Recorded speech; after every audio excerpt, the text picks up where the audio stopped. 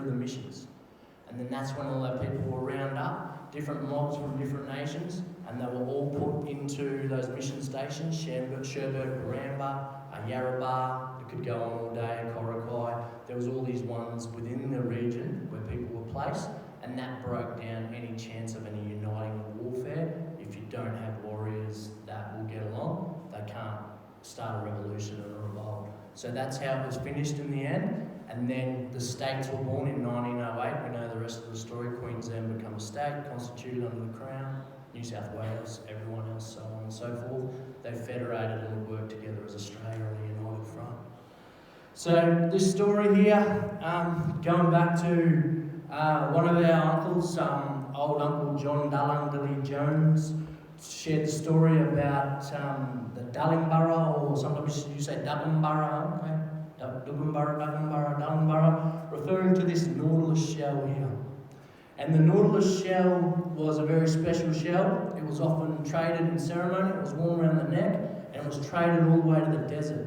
And you would see them old fellas proudly wear that shell. Well, that was a major trade item because it was actually an opal. It was basically a big opal necklace. So what would you buy an opal necklace for nowadays? Lots of money. Well, that was an old thing. That was a big sign of, prestige, that you got that all the way from the salt water over at Noosa there.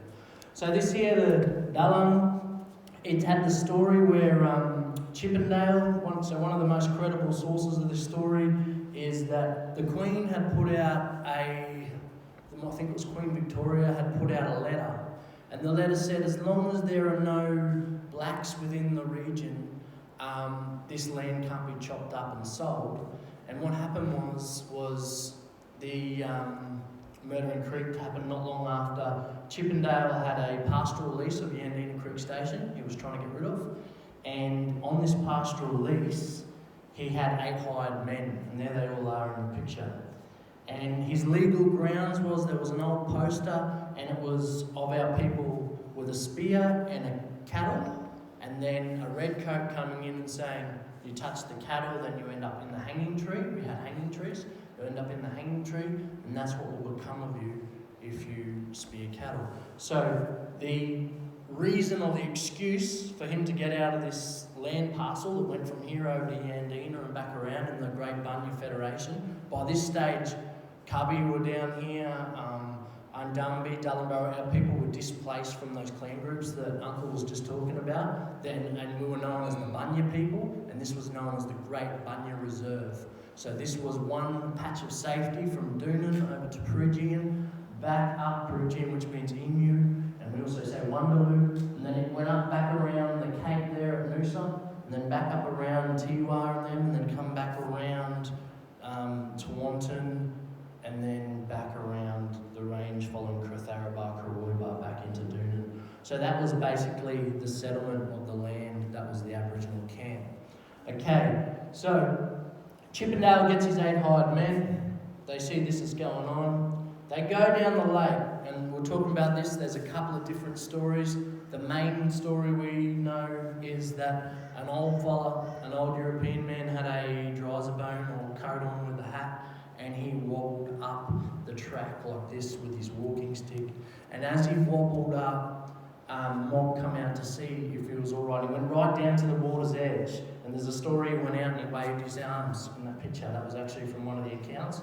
And as you can see, the families in the canoe, they had these short paddles that they used to use between here and Sydney. They had these very short paddles which used to sit on the gundu, and they used to paddle along like that in shallow water because it wasn't the deep water stuff. So they're coming in and they're seeing, is he all right? And they're coming around. You can see that actually looks like Lake Wyber if you looked at the photos. That's actually down, and they actually come in, and that's what I felt to reimagine. And there he is, and they're coming to see if he's all right. When they came to see if he was all right and they were in the place, that's when the story was born, that open arms happened, and they just shot everybody. These 8 hired men, hired hitmen, military trained men, probably retired redcoats. They wiped out everybody to the point where the stories say there was none of the Dullingborough left. There was very little people left. The sad story went on. We went on to a Chinese businessman was on Doonan at Lake Wyber Downs. He buy salted mullet from one of the families, and he used to walk it to the gold rush, and that was his economy, and garden vegetables. So he used to grow bok choy in that on the river, and then he'd walk it up. So it was a 2-day walk, and by the time he come home, he had an empty wheelbarrow. All this mullet, salted mullet had been sold. So then here's the this is, I guess, the state we're in now. We're still in this thing. We've just come out of COVID, and that's been wrecked. But this started with pineapple growing. We've got the coconuts there. You know, we've got the high rises. So we've got that very subtropical Noosa's a fun beach town. We all want to move here because, you know, in winter it's warm and it never gets too cold. So the last picture here, now this is my dream right here. And this is what we put in the painting right here is the dream. And that dream is that we come back together, black, white and galvanised, as Uncle was talking about, and we dance together in that one circle, and we come back to the Father, Son, Holy Ghost, to the Baba, as we were just talking about. So, this is a bit of the story. This is where I grew up, Mount Coolum, from this area right here, and then we come up, we've got Perugian, the Ugaris, and we've got Mimbia, the turtle, old shield patterns, and then we've got all this koroi here, the possum, one of the names for possum, and then the water hen, and this is us making the boomerangs in the area we live in, and continuing culture. But this here is the most important part of my painting, and this here is a story. And in my side of the language, in the southern Undumbi side, we say Baba Bayami, and we say Mirabuka for the sun, and we say Wachinjag and Rua for the Holy Spirit. Same as what Uncle was just talking about, exactly the same. And in our story, the Baba breathed on the dust, and he made the first man and woman. And they killed a kangaroo rat they weren't meant to kill. And he needed a way to bring his children back, so he cried, and he put that southern cross in the sky, so his children would come back through his son.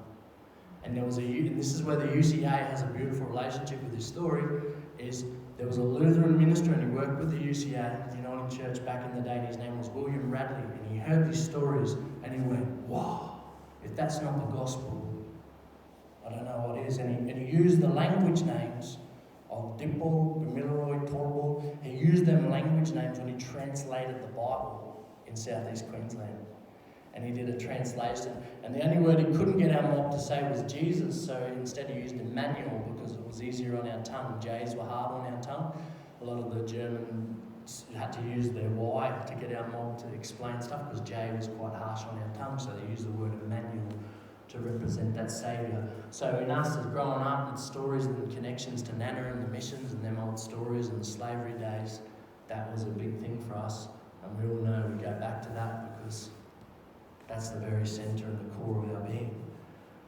Uncle just shared something really amazing with me just before, as he was talking about the day of mourning. And what does our Creator say? I have turned your mourning into dancing. And we just want to flip the message right here rather than going from that same story we tell every year about the lament, but where are we going to go now? And please correct me if I'm wrong, Uncle. We've been sharing. I'm trying to be aware of the time. I'm just trying to share this the best that I can. But great granddad Willie, it was his sister who was Uncle's ancestor, and I come from the son. So their father was the bloke that we share the same descendancy from, and he was learning to read the Bible with my Uncle Fred Phillips, my nana's brother, also my grandfather. He was learning to read the Bible with him, and he was learning to speak in English, and he used to write his name with an X. And they learned to read Revelations together, and they deciphered Revelations. And as we were telling this story, Uncle and I got this revelation on Revelations, and it was about the horsemen, and the 4 horsemen of the apocalypse.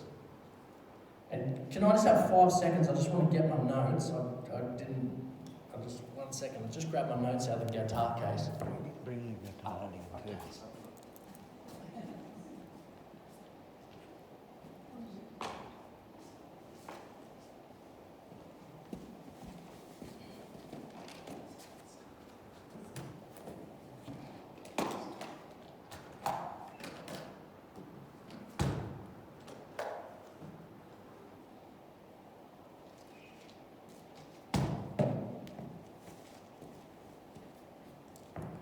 Yeah, and the Revelation is the four horsemen of the apocalypse. And it's Revelation 6, chapters 1 to 8. Verses 1 to 8, chapter 6. And it talks about the rider. It talks about the white horse. And as we were praying when we got revelation on it, the white horse to Uncle represented, I'm going to retell the story for him just for time. Please correct me if I say something wrong. But the white horse represented the European age in this nation, and Britannia, following on from the Roman Empire. And we were reading the word this morning, and it said that the white horse went out and he conquered in great might and in great power. That's actually what it says about the white horse. And he went forth and he conquered, and he had great power behind him. And the words behind everything was God save the Queen. So there was a power of the Creator behind what he was saying. Not necessarily everything they did was right, but there was a power and an authority behind what he went out and did. Then he said the red horse represents Christ and the blood and what he come and has done for us. And then he talks about the black horse. And then the black horse brings scales and balance. And that's the Aboriginal world of bringing a balance in the scales of the spiritual and the natural. Which, as the European side, I also, am guilty of at times where I got this word that came to me this morning, la cultura. And in our Roman side, la cultura basically means to care for. You care for something, that's your culture, you care for it. So when my great-granddad, Willie Jr., when he gave up his la culture and his care for his Aboriginal culture, he took on a European identity and he took on a new care and a la cultura for that. And when I first asked my uncle about my totems, and I said, what's my totem, uncle? And he said to me, I'll never forget, he said, it's the thing that brings you the most joy. And all of a sudden that rainbow lorikeet came to my mind. That was the thing that gave me great joy, because I had a care, I had a natural care, a care from the Creator. So for us, these totems, they were actually, we didn't kill them or we didn't eat them, because it was our job in front of the Creator not to extinct that species. It was our job to look after that animal. So when we said we identified with that possum, it wasn't that we worshipped that possum, is that we identified with it and we made sure that everything about it, its species, was always kept for the future and the regeneration. If I said that right. And then the last horse, the fourth horse, is the mix of the black and white. It's a grey horse, it's a pale horse. And death and Hades was the rider. Because we're coming into the last days.